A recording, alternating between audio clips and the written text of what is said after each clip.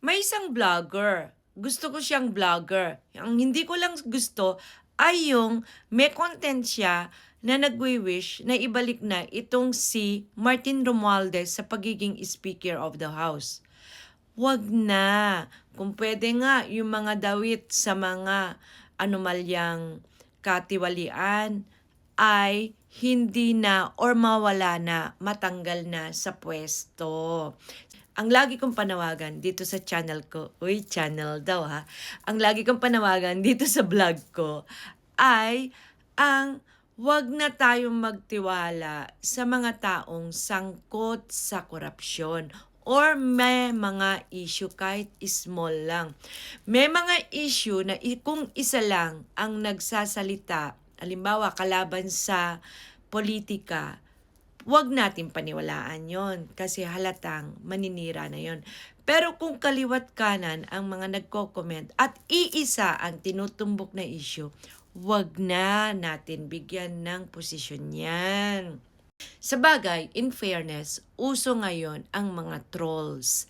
Pero, kailangan we have to believe din na pag may usok, may apoy. 'Di ba?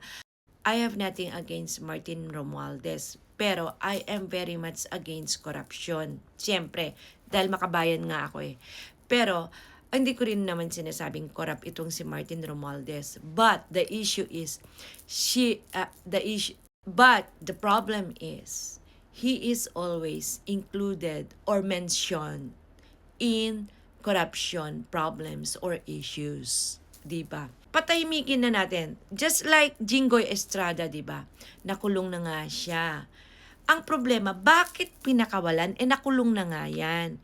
Bakit nagpalit lang ng administrasyon ay napawalang sala? Dahil pangit ba ang justice system natin sa Pilipinas? Hindi ako naniniwalang pangit. Timing lang kumbaga. 'Di ba? Yun lang. Kaya yung friend ko, lagi ko pa man din friend nila like, pareho akong BBM loyalist. Diyan yung makikita na hindi kami bayaran. Iba-iba kami ng paniniwala.